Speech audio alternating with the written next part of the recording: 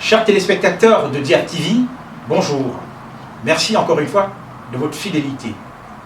Compte tenu des élections qui se déroulent au Cameroun demain, à savoir les législatives et les municipales, nous accueillons en grand format ce jour Madame Augusta Epagna, avec qui on va essayer de brosser le portrait, n'est-ce pas, une espèce de radioscopie du Cameroun, politique, sociale et économique.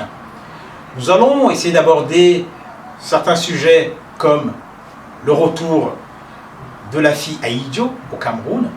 Nous allons parler de la CPI et du probable retrait des pays africains, ainsi que de ces élections-là et des travers, des participations, le cas et les CAM. Précisant que Mme Epagna est une vieille militante de l'UPC des fidèles, dirigée par M. Ndema Alexis, dont le secrétaire général est Moutoudou Albert. Donc nous allons la retrouver justement pour essayer de parler de ces élections-là au Cameroun, d'autant plus que son parti, l'UPC des fidèles, refuse de participer à ces élections. Nous allons retrouver Madame Augusta Epagna de l'autre côté du plateau. Alors je vous dis à tout de suite.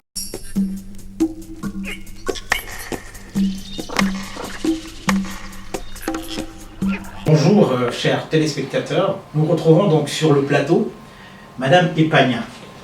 Bonjour Madame Epagna. Bonjour monsieur. Voilà, merci d'avoir accepté notre invitation. Donc justement, on souhaite débattre de l'élection qui aura lieu au Cameroun demain. Et avant d'aborder ce sujet-là, on souhaite parler un peu de l'actualité camerounaise en général. Actuellement au Cameroun, justement, par rapport à cette élection-là, on a eu le retour un peu pétaradant de la fille de l'ex-président Amadou Ahidjo, Aminata, ou Aminatou, je crois, Aminatou, plutôt, Aminatou Ahidjo. Qu'en pensez-vous de tout ce qui se passe autour d'elle,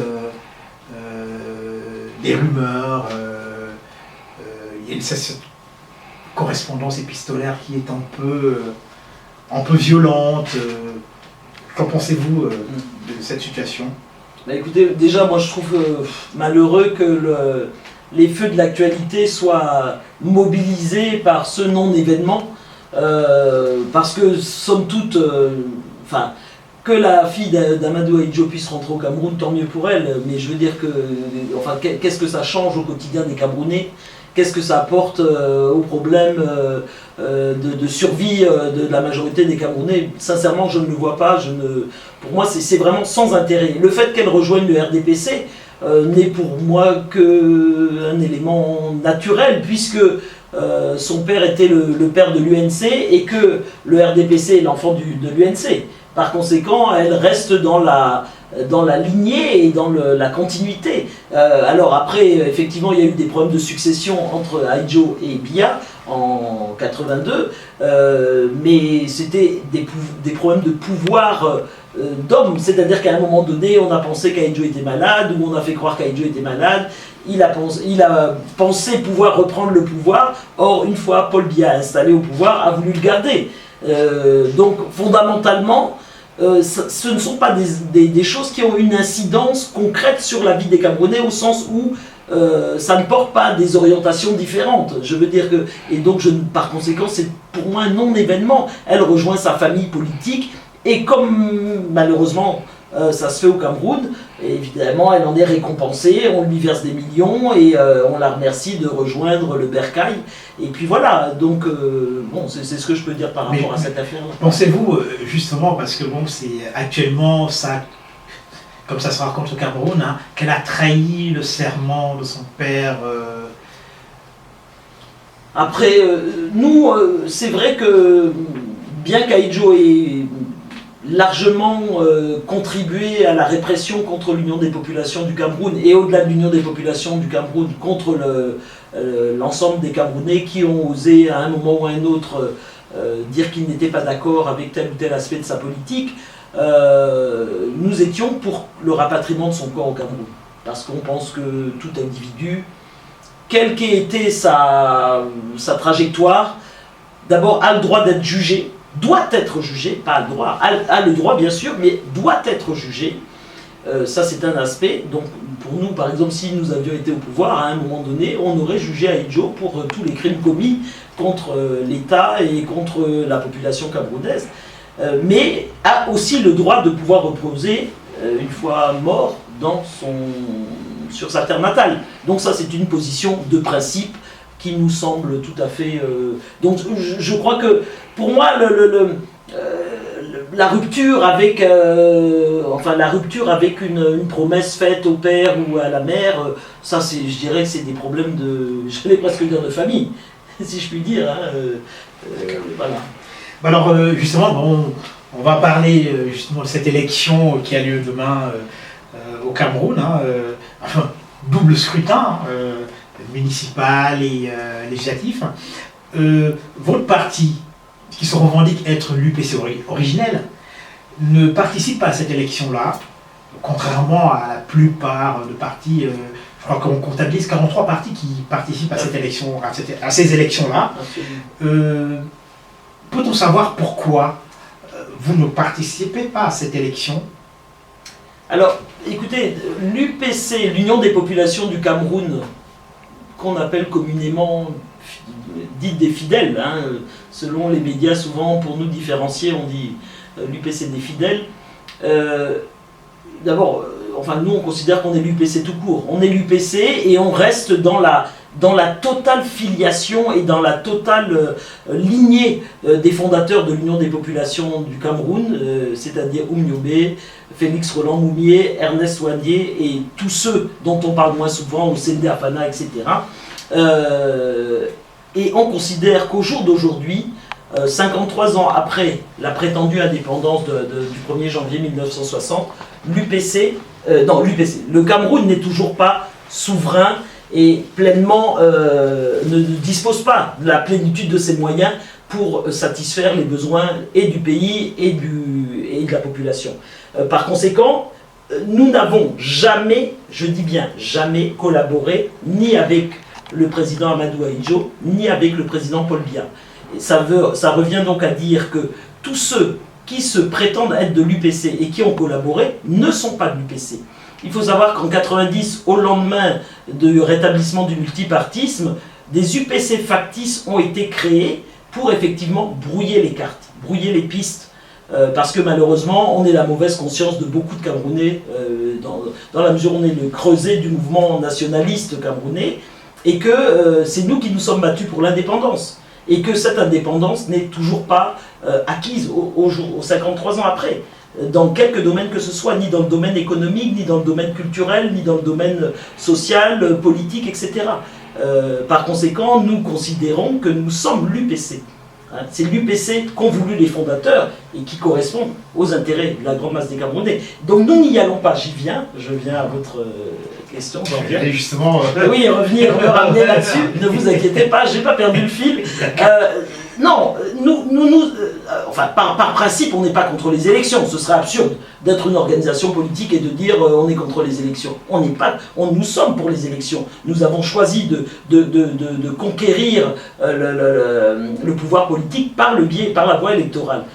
Ça n'a pas toujours été le cas. Malheureusement, on nous a contraints à d'autres périodes de l'histoire à prendre les armes, mais c'était vraiment pas un choix délibéré de la part des de prendre les armes. Ils ont été contraints à ça. Donc nos candidats, nos militants ont participé à des élections municipales, à des élections présidentielles. Le docteur Samuel Makit, je le rappelle, en 2004 a été candidat au présidentiel. Et sa candidature a été invalidée pour des raisons obscures qu'on n'a jamais réussi à bien maîtriser, bien comprendre. Nos camarades et dirigeants, Coco Priso, qui était secrétaire général de l'UPC jusqu'en 2011, et Samuel Makit, qui était président de l'UPC jusqu'en 2011, et qui malheureusement nous a quittés et décédé en mars dernier, ont été candidats au municipal dans leurs régions respectives. Et ce qu'il faut savoir, c'est qu'ils sont arrivés dans les bureaux de vote et leur bulletin de vote n'était pas présent dans les bureaux de vote. Alors que bien évidemment, les bulletins de vote avaient été édités. Vous imaginez bien. Donc voilà, Et nous n'avons eu de cesse d'observer qu'aucune condition minimale n'était créée pour que des élections transparentes, libres et véritablement démocratiques se tiennent dans ce pays. C'est pourquoi nous sommes dans la campagne pour dire, d'abord, depuis 2000, nous revendiquons 6 points pour que ces élections, les conditions minimales soient remplies. D'abord, une CENI consensuelle, c'est-à-dire une commission nationale, indépendante, pour superviser ces élections. Vous êtes contre Elecam alors? On est totalement contre Elecam. Pourquoi? Pas parce que ça s'appelle Elecam. Parce que Elecam Élection Cameroun. Voilà, élection Cameroun. Et parce que Elecam est totalement contrôlé par le parti État. Par conséquent, c'est l'antithèse même de ce qu'il faudrait pour superviser des élections libres, démocratiques et transparentes. Premier point. Deuxième point, scrutin à 2 tours. Scrutin à 2 tours, parce que vous avez une série de partis qui se présentent à une élection. Certains sont éliminés, mais on peut appeler à se rallier au 2e tour à tel ou tel autre parti ou à telle ou telle personnalité qui se présente à l'élection. Donc scrutin à 2 tours, c'est vraiment la base minimale d'un processus démocratique. Ensuite, nous disons qu'il faut effectivement que des personnalités non encartées politiquement, c'est-à-dire qui n'appartiennent pas à une organisation politique, la société civile, voilà, puissent se présenter, qui ferait un peu l'unanimité sur leur nom, sur ce qu'elles représentent pour le pays, etc. Et qui ne seraient pas, disons, entre guillemets, partisanes, au sens appartenant à un parti. Enfin, à partir de 18 ans, nous considérons qu'un jeune Camerounais, parce qu'il assume de tas d'autres choses dans la vie sociale, est en capacité de choisir qui il veut voir à la tête du pays, qui il veut voir à la tête d'une municipalité, et que le droit de vote doit être donné aux Camerounais à partir de l'âge de 18 ans. Enfin, nous considérons, nous sommes un des rares pays africains où la diaspora ne vote pas. Et ça, c'est une aberration. Nous savons qu'il y a des milliers de Camerounais à l'extérieur du pays, malheureusement, et il faut que les compatriotes de la diaspora puissent voter, participer effectivement aux élections. Justement, vous avez parlé de certains points. Je commence par celui des jeunes, n'est-ce pas, qui doivent voter. Or, il s'avère que pour ces élections qui se déroulent demain, n'est-ce pas, au Cameroun, il y a un tel désintérêt des jeunes qui ne veulent vraiment pas, qui disent que, oui, écoutez, ce sont les affaires des politiciens. Ça ne nous concerne pas, parce qu'ils nous racontent depuis des lustres les mêmes choses, et c'est toujours pareil. Ça fait 20 ans que ça dure. Nous, on est là, on ne travaille pas. Ils sont minés par le chômage. Et donc, qu'est-ce qui se passe réellement au Cameroun? Pourquoi ces partis, justement, qui se présentent à ces élections-là, n'arrivent pas, ou bien votre parti, justement, qui n'est pas cette fois-ci dans ces élections, n'arrive pas à éduquer le peuple, à éduquer ces jeunes-là? Telle est la question. Écoutez, moi je comprends tout à fait la désaffection et le manque d'intérêt pour les différents scrutins électoraux de la jeunesse, bien sûr, mais au-delà de l'ensemble de la population camerounaise, parce que quand les dés sont pipés d'avance, ce qui est le cas, bien évidemment les exemples que j'ai donnés, qui sont de petits exemples, mais on pourrait décliner des tonnes d'exemples. En 97, Froundi a gagné les élections présidentielles, tout le monde le sait. 92. En 92, pardon. Tout le monde le sait. Et malheureusement, le résultat a été M. Paul Biya a gagné. Donc, et on pourrait décliner à loisir des exemples d'élections présidentielles, municipales, législatives, etc., où les choses ne se sont pas passées comme elles devaient se passer. Par conséquent, évidemment, au bout d'un moment, les gens se disent qu'on vote pas, le résultat sera toujours le même.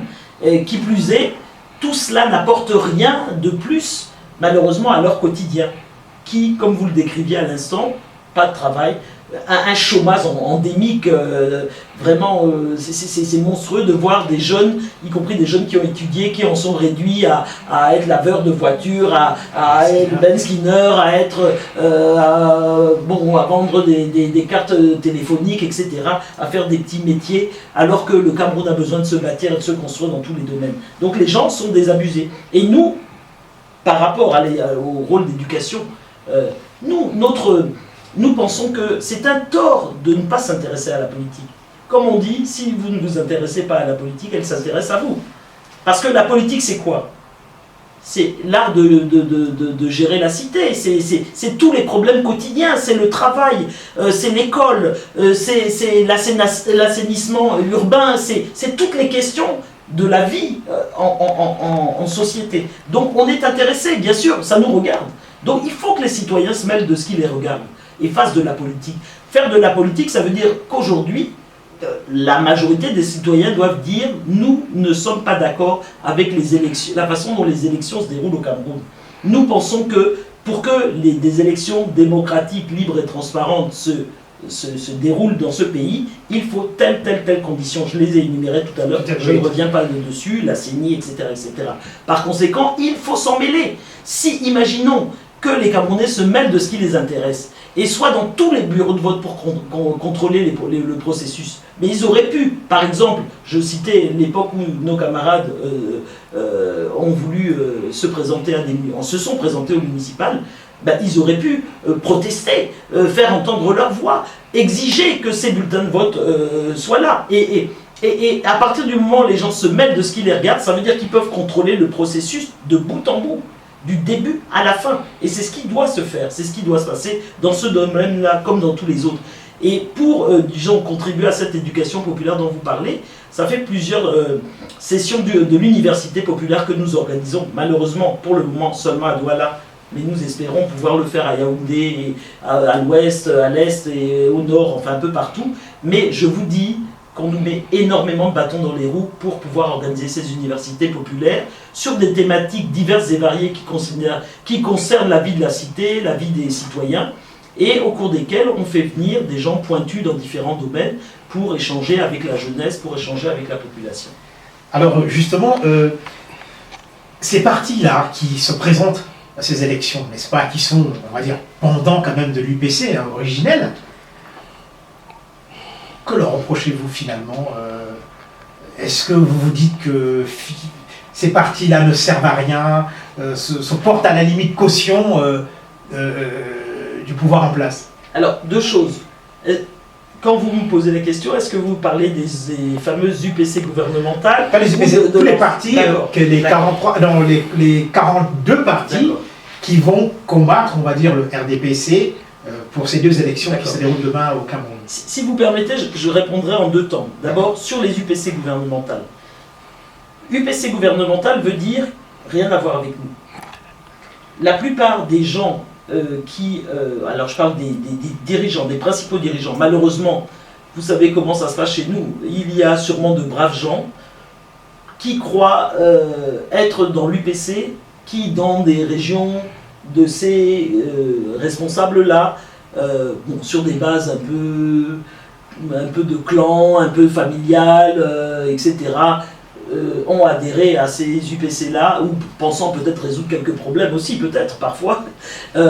Mais les gens qui sont souvent à la tête de ces groupes-là n'ont rien à voir avec l'UPC. Moi, je suis une militante qui appartient à l'UPC depuis plus de 30 ans. Je peux vous dire que les Hogbelend, les Kodok et d'autres, hein, qui portent l'étendard de l'UPC, hier c'était d'autres également, n'étaient pas, ont fait toute leur carrière politique au sein de l'UNC, puis au sein du RDPC. Par conséquent, ils n'ont rien à voir avec l'UPC. Ces UPC gouvernementales ont été créées pour brouiller les pistes et pour brouiller les cartes. Par conséquent, les UPCistes qui se présentent aux élections ne sont pas de notre organisation. Parce qu'on estime, alors là, effectivement, pour maintenant élargir la question à l'ensemble des organisations politiques, nous trouvons dommage que, alors que les conditions minimales, parce que j'ai cité tout à l'heure une série de points, on pourrait même admettre que tous les points, toutes ces conditions-là ne soient pas réunies et qu'on puisse réfléchir et discuter en se disant, bon, il y a quand même telle et telle conditions qui sont réunies, on peut y aller. Par exemple, la CENI. Parce que la CENI, c'est incontournable. La CENI est l'organisme qui supervise. Donc, au moins la CENI, qu'elle se mette en place. Et à partir de là, on prend des dispositions pour avoir des forces qui contrôlent les différentes régions et les différents bureaux de vote. Mais aucune de ces conditions minimales ne sont remplies et les organisations, les partis dits d'opposition y vont. Pourquoi? Dans quel intérêt? Justement, n'est-ce pas une façon de donner du crédit et de faire croire qu'on est dans un système démocratique alors que ça n'est pas le cas? Et moi, je pense que c'est un tort. Les organisations qui vont aux élections, aujourd'hui, ne devraient pas y aller. Ne devraient pas y aller. Elles devraient être dans la campagne pour revendiquer les critères que j'ai énoncés tout à l'heure. Elles ne devraient pas être dans la campagne pour faire comme si elles avaient la moindre chance de gagner. Parce que sinon, c'est donner du grain à moudre au pouvoir de M. Biya, c'est faire croire qu'on est dans un système démocratique alors que ça n'est pas le cas. Par conséquent, elles ont peut-être intérêt à y aller. J'aimerais bien savoir lequel. Mais justement, alors on sait très bien que quand l'ECAM accepte votre parti, n'est-ce pas, pour concourir dans ces élections-là, il y a un petit pécule qui est versé à chaque parti. Est-ce que finalement c'est ça qui motive plus l'opposition camerounaise, c'est-à-dire en général, dans la mesure où on a remarqué qu'à chaque élection, il n'y a jamais eu une vraie fusion pour aller au combat? Est-ce que c'est finalement simplement l'argent qui les motive?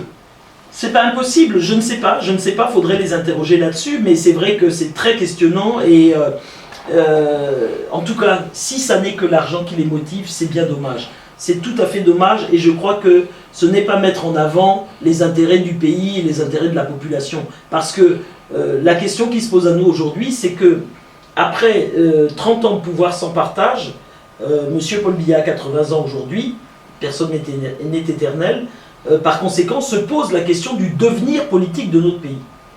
Donc les forces d'opposition qui veulent réellement un changement, une vraie alternative politique, s'il y en a dans ce pays, nous, en tout cas, nous considérons que nous avons un programme qu'on a d'ailleurs adopté en 2008, à notre congrès de 2008. Si on veut vraiment une alternative dans ce pays, ce n'est pas en procédant de cette façon-là. Il faut effectivement que les forces se coalisent. D'ailleurs, au-delà des forces politiques, les forces de la société civile, les associations, les syndicats, les personnalités religieuses, les chefferies qui ne seraient pas totalement inféodées au RDPC, je pense qu'il doit y en avoir, devraient se mettre ensemble pour empêcher que ce pays ne sombre dans le chaos au lendemain de l'après-Biya. Et ça, c'est maintenant que ça se prépare. Parce que le risque est grand. Quand le pouvoir était aussi concentré qu'il l'est, le risque est grand. Et on sait très bien qu'aujourd'hui, ce sont des clans qui tiennent ce pays-là. Tu bouges, je te liquide et tu ne bouges pas. Chacun a sa sphère et on se tient mutuellement. Et on ne peut pas, un pays ne peut pas être dirigé comme ça. C'est pas possible. Est-ce que justement, la mise en place du Sénat ne crée pas les conditions, on va dire, d'une pacification en cas de décès du chef de l'État, à partir du moment où le président du Sénat devient chef d'État par intérim et ensuite organise des élections? Monsieur Alain Jules, vous savez aussi bien que moi les conditions dans lesquelles ce fameux Sénat qui était une vraie, j'allais dire l'arlésienne, mais c'est en France qu'on dit ça, je ne sais pas comment nous on va dire, ce fameux Sénat dont on nous a tant parlé pendant des décennies, bon, qui a vu le jour récemment, mais je veux dire qu'en même temps le Sénat, la mise en place du Sénat répond exactement aux mêmes conditions que la mise en place de toutes les institutions camerounaises, c'est-à-dire une inféodation au parti État, au parti gouvernemental. Monsieur Biya a 30%, peut nommer 30% des sénateurs. Par ailleurs, on sait très bien que les 70 autres pourcents, c'est le RDPC qui va se tailler la part du lion. Donc voilà, la boucle est bouclée. Là encore, aucune des conditions démocratiques n'ont été créées pour qu'il y ait un Sénat qui soit vraiment à la, comment dirais-je, qui traduise cette volonté de multipartisme. Et ce soit, alors, vous savez très bien que les conseillers municipaux, leur mandat a été prolongé. Pareil pour les députés. Sur le seul bon vouloir de Monsieur le Président de la République. Donc, et ces gens-là, on sait très bien qu'évidemment, ils en sont gré à celui qui prolonge leur mandat. Donc, je veux dire que le système est tellement phagocyté qu'en aucun cas, ce Sénat ne peut devenir une institution crédible aux yeux de l'ensemble de la population et qui, effectivement, serait représentative. des aspirations diverses de cette population camerounaise. Donc c'est ça, le Sénat n'est pas différent les conditions dans lesquelles le Sénat a été mis en place ne sont pas différentes de ce qu'elles ont été pour les autres scrutins électoraux.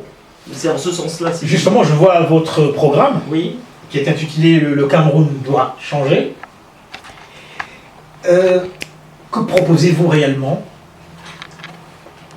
Le Cameroun doit changer. Oui. Que proposez-vous réellement pour qu'il y ait ce vrai changement au Cameroun?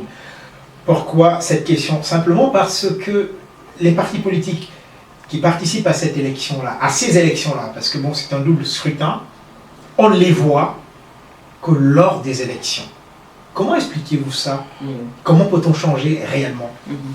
Alors, si vous permettez, moi je voudrais également dire que depuis 2000, nous avons élaboré un manifeste municipal dans lequel nous indiquons, selon nous, ce qui peut permettre véritablement que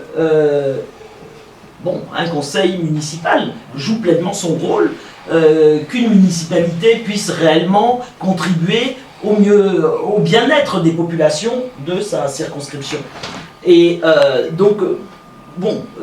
depuis 2000, ce manifeste municipal existe. Alors il y a des conditions pour une élection municipale démocratique. Il y a une première chose qui est que notre principe de base ici est que nous proposons à tous les Camerounais, tout ce qui peut être géré au niveau local doit l'être localement. C'est-à-dire qu'il ne faut pas que, y compris au niveau local, il y ait la mainmise de l'État et que la part de manœuvre, de possibilité de manœuvre, que ce soit sur le plan financier, sur le plan de l'initiative, etc., n'existe pas. Localement, on sait très bien qu'aujourd'hui, chez nous, rien n'est possible. À la limite, le pouvoir d'État, le pouvoir central peut décider de vous couper les vivres, de ne pas vous attribuer le budget qu'il devrait vous attribuer, etc.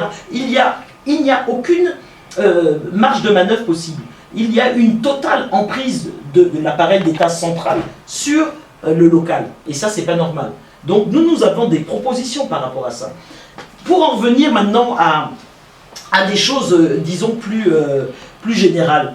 Nous pensons qu'il y a des choses qui doivent se faire. C'est déjà permettre aux Camerounais de choisir librement ceux qui les dirigent. Le programme politique doit exister. Donc la première chose aussi qu'il faudrait, c'est que les différents partis politiques qui se présentent au scrutin, quelque nature qu'il soit, aient un projet politique. Et selon vous, alors, les partis qui se présentent, là, ils n'ont pas de programme? Parfois... C'est quoi alors, quand on va dans une élection, on va confondre les choses? Est-ce qu'ils n'ont pas de programme, ils n'ont rien, aucun manifeste ne circule? Écoutez, assez fréquemment, j'entends au moins pour discuter comme ça avec nos compatriotes, ceux qui sont un peu éclairés et qui ont quand même une certaine conscience politique, dire on ne connaît même pas leur programme. Donc nous on a des propositions. On parle par exemple de la constitution d'un gouvernement de transition. Ça, ce sont les mesures à court terme que nous proposons. Si demain on arrive au pouvoir, voilà ce qu'on veut. Constitution d'un gouvernement de transition. Ce gouvernement comprendra toutes les forces ayant réellement prouvé leur attachement à la lutte patriotique pour un Cameroun démocratique et de justice sociale. Réalisation d'un audit général. Par cet audit, le gouvernement de transition et le pays donneront un délai de 6 à 9 mois à une commission nationale d'audit qui devra produire un rapport public traitant de tous les aspects de la vie du Cameroun pendant ces dernières décennies. Désignation rapide d'une commission constitutionnelle dont la composition sera rendue publique après consultation des composantes les plus diverses du peuple. Ça, c'est les mesures immédiates. Ensuite, organisation d'un recensement général sérieux de la population pendant la période, la période qui suit. Discussion nationale publique de l'avant-projet de constitution. Parce que là aussi, on pense que les forces vives doivent participer à l'élaboration de ce projet. Et la mise en place d'une assemblée constituante pour adopter ce projet présenté, etc. Donc voilà, ça c'est les mesures immédiates, et il y a ensuite tout ce qu'on décline pour résoudre les problèmes économiques, Voilà, justement, pour résoudre... Madame Epagna, Oui, je vous en prie, justement, monsieur. par rapport à ce que vous avez dit, vous avez commencé par la mise en place d'un gouvernement de transition. Absolument. Issu de quoi? Bah, ça, c'est la vraie question. On prenait quoi? Une révolution?